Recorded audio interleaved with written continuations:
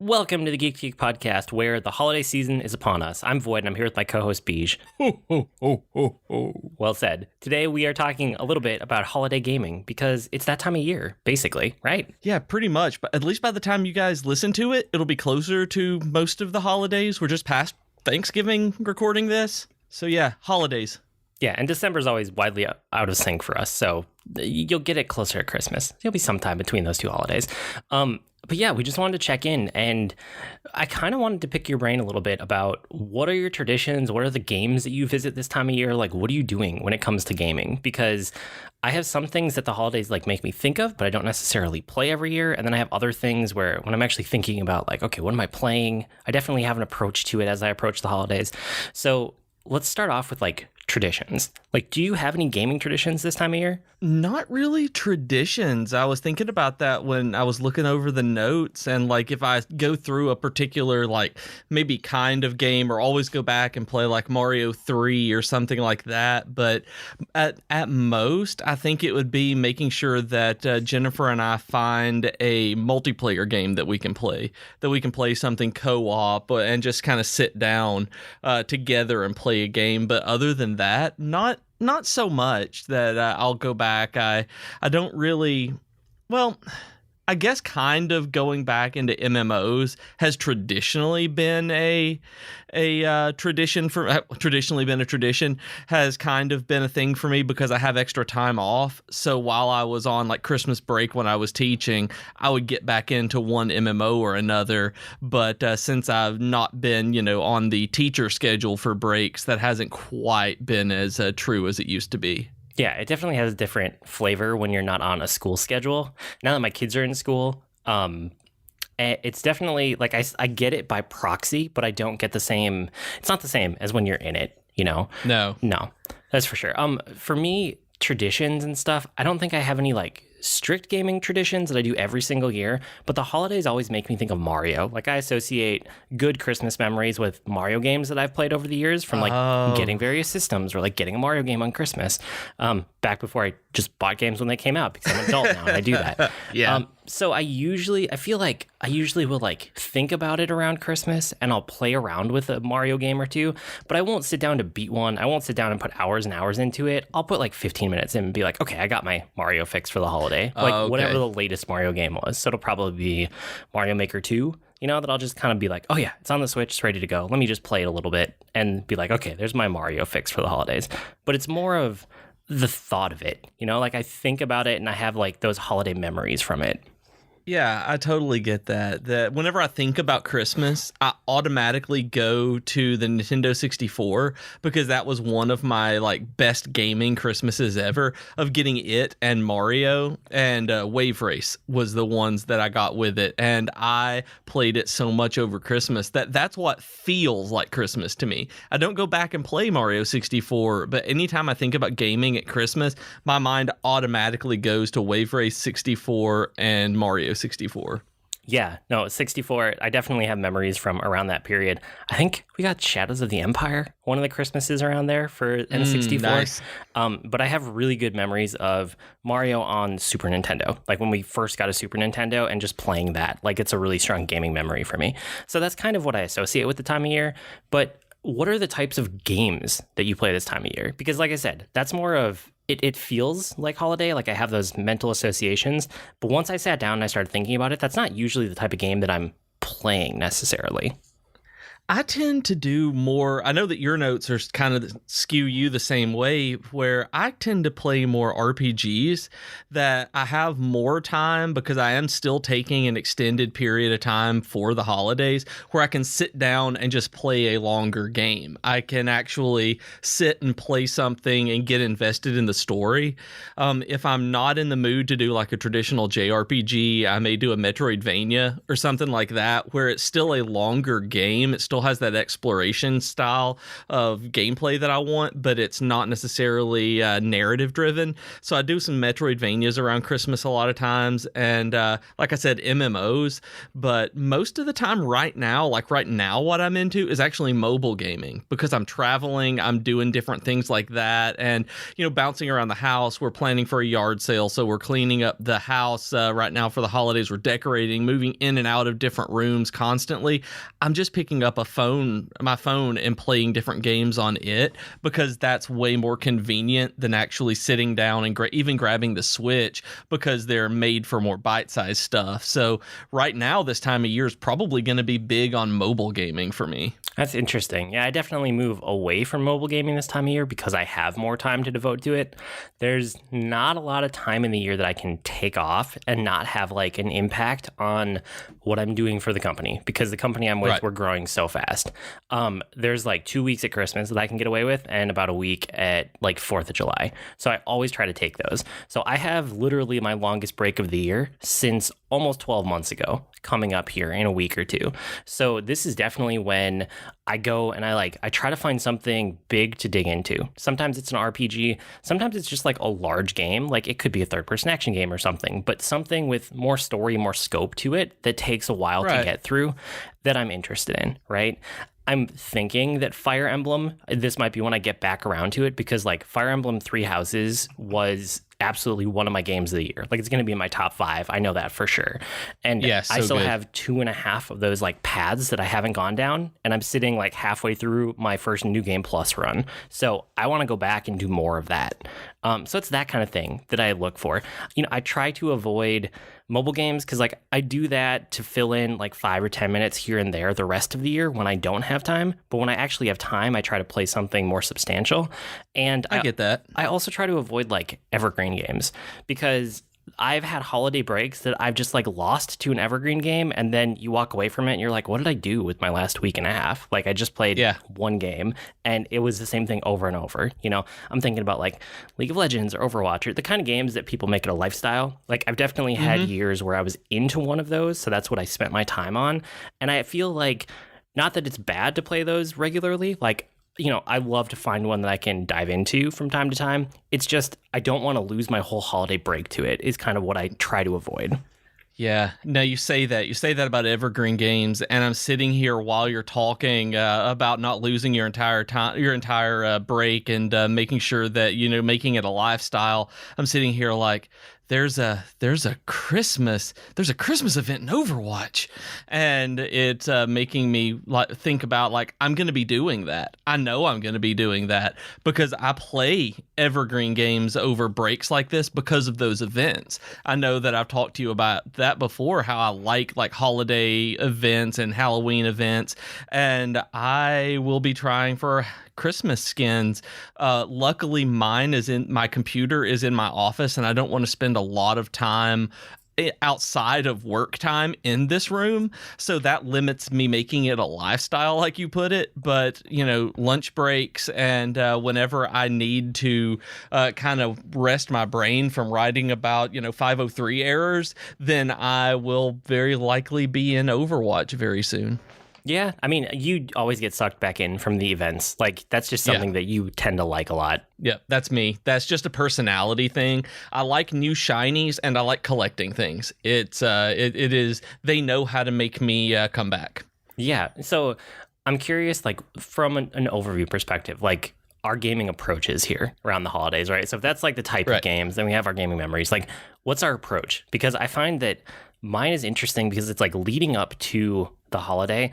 I'm almost scrambling to try everything from the year that I missed, because it's twofold. One reason is because of this podcast. I always like to honestly, and you and I have talked about this, right? We consume games and media and stuff differently than we would if we weren't recording this podcast every week. We like to have new things to talk about, and we will go out of our way to make sure that we have something, even if it's not a lot. And we love doing the end of the year episodes. Those are some of our biggest, most downloaded episodes, but we also just have a blast doing those ones. So I want to make sure that any game that I am specifically interested in, I have played before we get to that episode. So a lot of the lead up to it is kind of a sprint for me. Like, okay, got to get through this game, got to get through that game. Like, and even not beating it, but just sampling enough to know that this game is for me. This game I want to put more time into. This one I bounced off of for this reason, and being able to talk about everything intelligently. And then the other reason is because everybody else is doing their Game of the Year episodes, and I love podcasts. So I'm probably going to listen to I'm subscribed to like 70, 75 podcasts I listen to every week. There's got to be like 20 of those that are gaming related that will have some kind of end of the year, here's our Game of the Year episodes. So I want to be well versed in the games before I listen to those so I can like engage with them mentally. And I don't listen to a whole lot of podcasts. That's just the way my brain works, unless I'm outside running. And right now I'm in audiobook mode instead of podcast mode while I run. So I don't actually get a lot of those Game of the Year, not Game of the Year, the best of the year lists that people are doing, other than just reading them when they do them as blogs. And so I don't tend to catch up on stuff like that. I actually use you to tell me about new stuff like that. Like, I think it's the next episode where we're going to be talking a little bit about Control, is a game you've played recently. I know you have some things to say about it. Like, I didn't know that game really existed. Outside of just, I think I might have seen an advertisement for it, but using you as you sprint up to the end of the holidays will sometimes push me in the direction of a game I need to play. Kind of like when you sent me Hitman and was like, you need to play Hitman. It's amazing, and if you don't play Hitman, I'm going to die. And it's just that kind of thing that makes me see games. And then other than that, I mean, I don't play a lot of PS4 games around the holidays or leading up to it because, like I said, I'm moving around a lot more. We only have one TV, so it's just not really feasible for the way that my life is set up. But I tend to use the end of the year if I've been buying sale games, like on Steam Sale or Humble Bundle. I'll use that time where I can just sit down and go through all of those that I've not been able to get to at least try and sample. Where I do the patient gamers kind of thing, where on the subreddit you get all these old games that you want to play at once, and that tends to be how I work through stuff. It's like, oh, I downloaded these 8 games this year and they cost me $12 total. I should probably see if any of them are good and do something like that, as opposed to going through the new games of this year that I need to be able to catch up on. Yeah, that's understandable. I could see why that would appeal for you. Well, and it's interesting because I do have that sprint right up towards, like, basically it's a sprint towards when you and I record our episode. But by the time that I actually take time off from work for the holiday break, when I get like a solid 2 weeks for the only time all year that I get that long off in a row, we've recorded that's scheduled, that's ready to go, and we don't have to touch podcasts for like 3 weeks. Like, you and I schedule out a lot ahead of time so that we can actually take a decent holiday break because, like I said, it's one of the only times I can during the year, so you and I plan ahead for that. And it means that by the time I'm actually free from work for those weeks, we're done, so I don't have to do that sprint anymore. And so then I go into this mode where it's a combination of playing the things that I want to go back because I really like them and I just want to spend more time with them, right? So like Fire Emblem Three Houses is probably going to be the main one this year. But then the other side is just listening to all of those end of the year podcast episodes and looking at end of the year video game lists. I will find things that I missed throughout the year, and this is the perfect chance for me to go grab them and then try them out because everybody's talking about them and everybody has recommendations. So if there's anything that did slip by me, which usually there's not a lot, but I typically end up with a few of those, I'll end up checking them out because everybody will be talking about why it's their favorite game of the year or why it made their list or not. And I like listening and hearing those as I can, like I said, but for the most part, I'm not like that invested in them like you. I can't wait to get into Fire Emblem Three Houses again, though. You mentioning that, I haven't gone through all of my old lists to lead up to the end of the year like we usually do as we're going into kind of prep mode for these episodes. So for me, you mentioning, like I said before, you mentioning Fire Emblem Three Houses and having a new game plus halfway through, that's exactly where I am with that, where I'm like, yeah, I really need to load that back up. That game is amazing.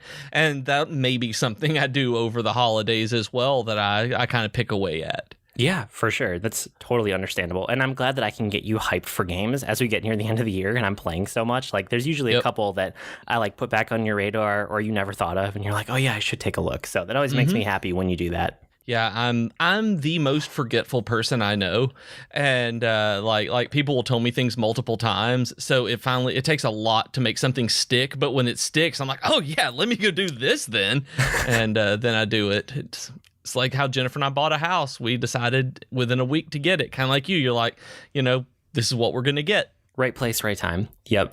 That's how the end of the year gaming goes for me. Yeah. Well, hopefully all of you out there have gaming traditions for the holidays. We would love to hear them. You guys can send those our way.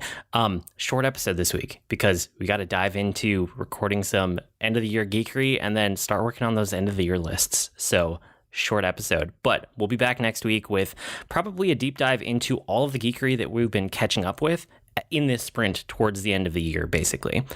In the meantime, though, you can support the podcast, patreon.com/geek2geekcast, and across the network, there's all sorts of podcasts you guys can check out. There's Geek to Two, there's Tea Time with Katie and Chelsea, Dragon Quest FM, which PJ is on. It's excellent. Sometimes Rob, which puts out episodes sometimes, but they put one out very recently. It was good. And then there's streamers like Troidal and Capsule J. There's the Geekery blog that has like Austin's Dragon Quest, 13th Story, Data Error. All of these things are at geek2geekmedia.com. You can go there, you can subscribe, or you can not subscribe. You can just pick and choose whatever you want, but they're all interesting to check out.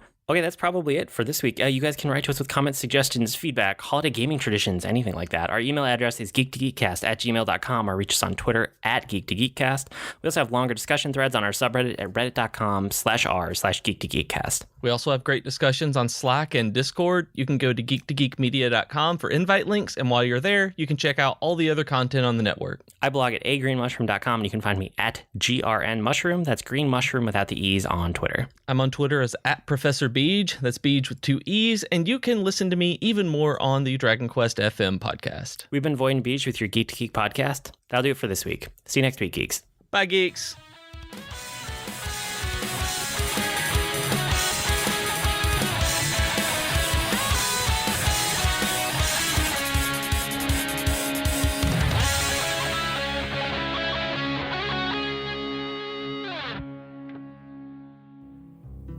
Hey geeks, this is Capsule J. I'm a streamer on the Geek to Geek Media Network.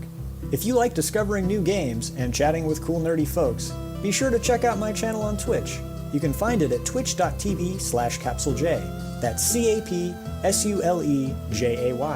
I stream a blend of indies, retro games, and RPGs most Tuesday nights from 8 p.m. to 11 p.m. Eastern, and occasionally on Thursdays and weekends. Hope to see you then.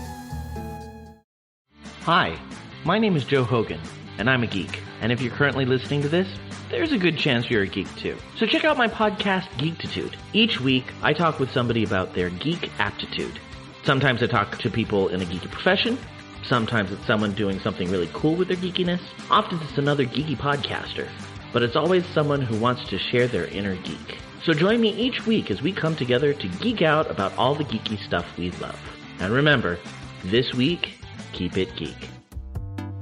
Hello friends, this is Troidal Power inviting you to join me over on Twitch most weeknights, sometime after dinner. Video games have always been a social hobby for me, with friends and family crammed together on a couch, chatting away while someone holds the controller. And thanks to the power of the internet, I've got my own virtual couch over on Twitch, where you can kick back and goof off while I play games.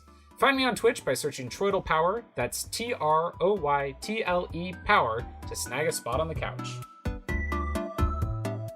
Hello, I'm Katie. And I'm Chelsea. And together we are Tea Time with Katie and Chelsea, a podcast all about pop culture. We talk about books, movies, music, basically anything we want at this point. Yes, we obsess about K-pop. And Keanu Reeves. And sometimes Katie cries on the podcast. Hey, that's rude. But really, we are just here to talk about all the things that we love, so make sure to head over to teatimewithkc.com and geek2geekmedia.com to check us out. And don't forget to rate, review, and subscribe to our show wherever you download your podcasts. Bye!